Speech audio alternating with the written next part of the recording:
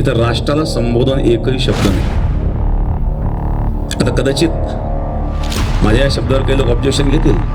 हा इतिहास आहे, शोधा तुम्ही इतिहास. हे शब्द माझे नाही आहेत.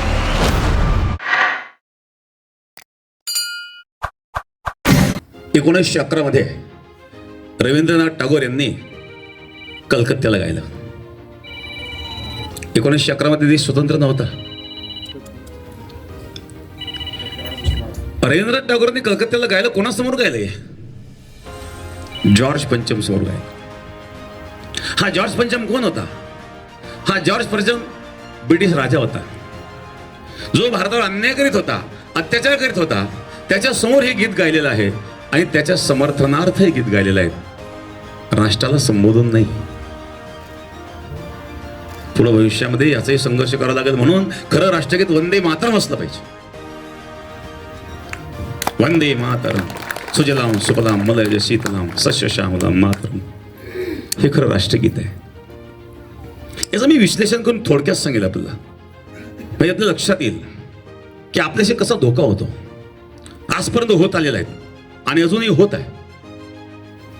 1911चा तो प्रसंग.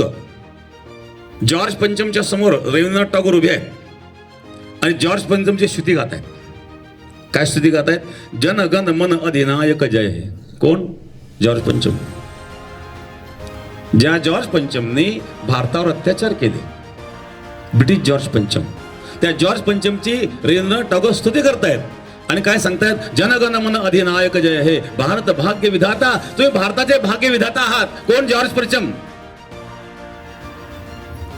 पंजाब सिंध गुजरात मराठा हे सर्व प्रांतांची नाव आहेत. पंजाब सिंध गुजरात मराठा द्राविड उत्कल वंग विंध्य हिमाचल यमुना गंगा. काय करतायत? उच्छल जलधी तरंग.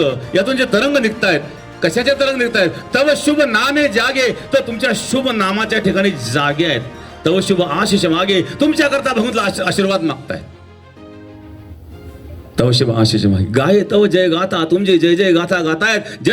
जनगण मंगल दायक जय हे. भारत भाग्य विधाता. या भारताचे तुम्ही भाग्य विधाता आहात. अशा प्रकारची स्तुती ही जॉर्ज पंचमची रवींद्रनाथ टागोर यांनी केलेली आहेत. इथं राष्ट्राला संबोधन एकही शब्द नाही. आता कदाचित माझ्या या शब्दावर काही लोक ऑब्जेक्शन घेतील. हा इतिहास आहे, शोधा तुम्ही इतिहास. हे शब्द माझे नाही आहेत. रवींद्रनाथ टागोर यांचे फार मोठं कार्य आहे. रवींद्रनाथ टागोरांनी शिक्षण संस्थेमध्ये मोठं कार्य केलं. एक लक्षात ठेवा, आजही शिक्षण संस्था चालवणारे जे लोक असतात ना, त्यांना राजनीतीबरोबर समतोल राखावा लागतो, तर ते शिक्षण चालतं. ब्रिटिश काळामध्ये ज्यांनी भारतावर राज्य केलं, त्या काळामध्ये ज्यांनी शिक्षण संस्था चालवल्या, त्यांना ब्रिटिशांना धरून चालवावं लागत होतं आणि म्हणून त्यांनी ब्रिटिशांची स्तुती केलेली आहे आणि या स्तुतीवरून त्यांना नोबेल पुरस्कार मिळालेला आहे. म्हणून खरं राष्ट्रगीत हे वंदे मातरम हे झालं पाहिजे. उद्या भविष्यामध्ये आपल्याला याच्याकरता सुद्धा संग्रह करा आणि संघर्ष करावा लागणार आहेत. कारण अशा प्रकारचे गुलामगिरीचे असे शब्द आमच्या मुखात आम्ही का काढावे? हा इतिहास आपल्याला माहित नाही आहे आणि म्हणून एक आपल्या भावनेचा सुद्धा या ठिकाणी गैरफायदा घेतला जातो.